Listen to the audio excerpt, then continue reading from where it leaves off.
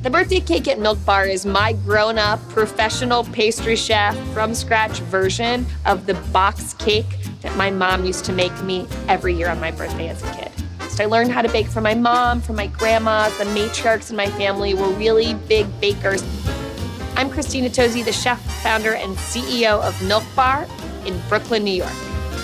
The birthday cake is the perfect example of my voice through a baked good because it takes a food memory from childhood, reconstructed from scratch with insane time, technique, and great ingredients.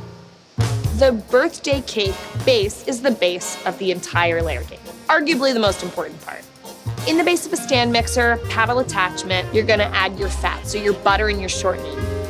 You add your sugars as well, so your granulated sugar and your light brown sugar, and you start creaming your fats and your sugars. It's still gonna look a little bit like a sandy mass, but you wanna do it for a minute or two until the ingredients are well combined. From there, you add your eggs. You're going to start mixing those together. And then you're gonna start to alternate adding your oil with your buttermilk. So your oil is going to add fat and moisture. Your buttermilk is going to add, believe it or not, flavor and crumb structure. So once both of those wet ingredients are added in, the flavor of a great birthday cake is actually using something that's called clear vanilla extract. Make sure your clear vanilla extract goes in the mix. At this point, your batter is very, very, very, very wet. It's totally fine. Scrape down the sides of your mixing bowl and get your dry ingredients together. So cake flour goes in, kosher salt, and then you're gonna add your leavening ingredients. Baking powder, that's really big in this cake. It gives it a little lift while allowing it to stay dense and moist enough. Start that mixer on low so your flour doesn't go everywhere up in your face. And you're gonna mix those dry ingredients on low until you have a nice smooth mixture. From there, rainbow sprinkles time. You want those like confetti moments of color and flavor and brightness and birthday to all remain separate. So add those sprinkles at the end. You're gonna take your quarter sheet pan out and pour your birthday cake batter into that quarter sheet tray. It goes into the oven at 325, 350 degrees, depending on the power of your oven. And you're gonna let it bake for 15 to 20 minutes until it jiggles just a little bit in the center. The edges are starting to come off the sides of your baking pan, nice and golden brown on top. Birthday frosting is the from scratch version of that insanely delicious tub frosting that you get at the grocery store. In your mixing bowl, you're gonna add cream cheese, butter, and shortening. You're gonna cream those three fats together just until they're nice and smooth. Once your fats are creamed together, you're gonna add corn syrup, glucose syrup, which is a more viscous, less sweet version of corn syrup, and your clear vanilla extract. Remember, that's the money-making flavor in this frosting. Add those items into the bowl, cream away. Don't forget to stop every once in a while to scrape down the sides of your bowl so that everything is one mixture. From there, you're gonna add your dry ingredients. So confectioner's sugar for sweetness and viscosity, salt, baking powder, and citric acid. They're just there to round out the flavor of your birthday frosting. Start those dry ingredients off on a low speed and then whip them to high heck once they're evenly combined until it's nice, smooth, shiny, voluminous frosting. That is the secret to this cake. We have all of the different components of our birthday cake. Now it's time to layer them all up into the final birthday cake. I take the same 6-inch ring I'm gonna build the cake with, and I actually use it to start measuring out where I'm going to cut these rounds from. Once I cut those rounds of cake out, I clean off my cake ring, and I reset my work surface. I take that 6-inch cake ring, and I line it with this thick piece of plastic called acetate, and I start assembling.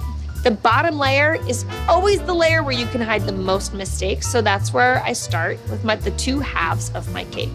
I force those to the outside, and I use any bit of cake scrap to fill in any missing holes.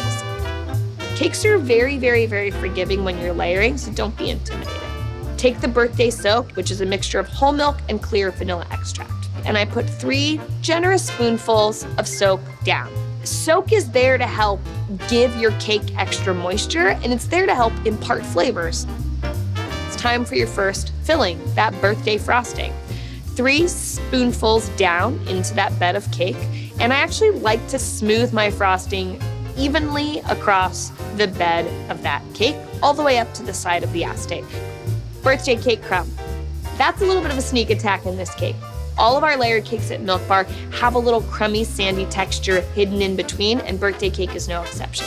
I take a handful or two of birthday crumbs, and I just sort of toss them evenly over the surface of the cake. For me, it's important that I get a nice even layer of birthday crumbs, but I want a few of them to peek to the outsides of the cake and a few to be hidden on the inside of the cake. Once my birthday crumbs are down, it's time to cover them up with another layer of birthday frosting. Once that's done, you're gonna follow those steps all over again. So you're gonna use your next round of cake, the pretty good looking layer, saving the best looking layer for top. Fill in any holes with cake scraps. Birthday soap, 3 little splashes. 3 spoonfuls of birthday frosting. Another layer of birthday crumbs. 3 spoonfuls of birthday frosting, figure 8 across the surface. And then that final really beautiful, perfect round of cake for top.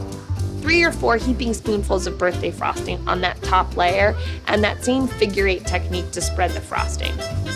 Now, once the cake is fully layered and decorated, it goes into the freezer for 2 or 3 hours so all of those fillings set perfectly. Once 2 or 3 hours is up, the cake comes out of the freezer, and I pop the ring off the cake. And then you peel the acetate back while the cake is still nice and frozen. That ensures those really beautiful, smooth outer lines. From there, I let the cake defrost at room temperature for 2 to 3 hours before taking a slice and digging in. The flavors are like nurturing and emotional and deep.